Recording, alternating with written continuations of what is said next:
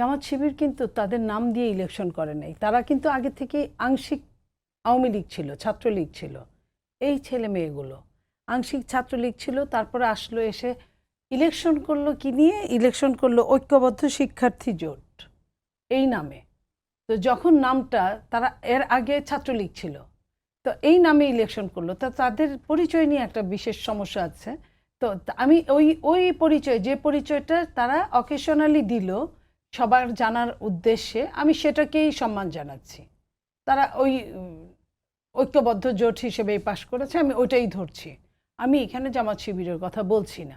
তবে এইখানে যে সমস্যাগুলো হয়েছে, সেই সমস্যাগুলো ঢাকা বিশ্ববিদ্যালয়ের মতো একটা বিশ্ববিদ্যালয়, এগুলো না হলেও পারত। টিচারদের ব্যাপারগুলো, ভোটের ব্যাপার, যেমন ধরেন আমি দুইটা উদাহরণ যদি দেই, আমি সাবজুনিয়র হলে ছিলাম একটা সময়। সাবজুনিয়র হলের একজন নারী বলছিলেন, মেয়ে স্টুডেন্ট, সে বলছিলেন যে একটা আরেকজন প্রার্থীর নাম ধরে যে আমি তাকে ভোট দিয়েছি, সে শূন্য ভোট কিভাবে পায়? মিনিমাম তো আমার একটা ভোট পাবে, সে তো শূন্য ভোট পেতে পারে না। একটা কারেকশন ছিল, যিনি বলেছেন তিনি হচ্ছেন আশরাফা চৌধুরী, আশরাফা খাতুন, তিনি জিএস পদপ্রার্থী ছিল বৈষম্য বিরোধীর, কিন্তু পরে আবার যখন ঠিক একই সময় দেখানো হয়, আবার যখন রিচেক করা হয়, তখন দেখা যায় যে আবু বকর মজুমদার শূন্য না 124টি ভোট পেয়েছে। দ্যাটস ওকে, তাহলে শূন্যটা বলা হলো, এটাও কিন্তু খারাপ। এটা কিন্তু ইঞ্জিনিয়ারিং আওতায় পড়ে।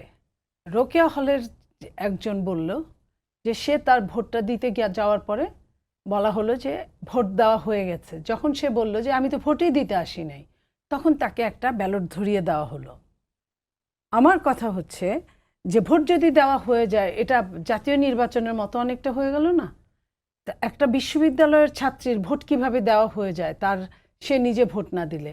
যখন বলল, তখন যদি বলতো যে ঠিক আছে ভোট দেওয়া হয়ে গেছে, আমাদের কিছু করণীয় নাই, এটাও একটা কথা। কিন্তু যখন একজন টিচার বা প্রিজাইডিং অফিসার বা পুলিং অফিসার বা পুলিং এজেন্ট না, অফিসাররাই যখন তাকে আরেকটা ব্যালট দিল, এটা কিন্তু একটা কিছু পরিচয় করায় দেয় যে এখানে সিরিয়াসলি ইঞ্জিনিয়ারিং হয়েছে।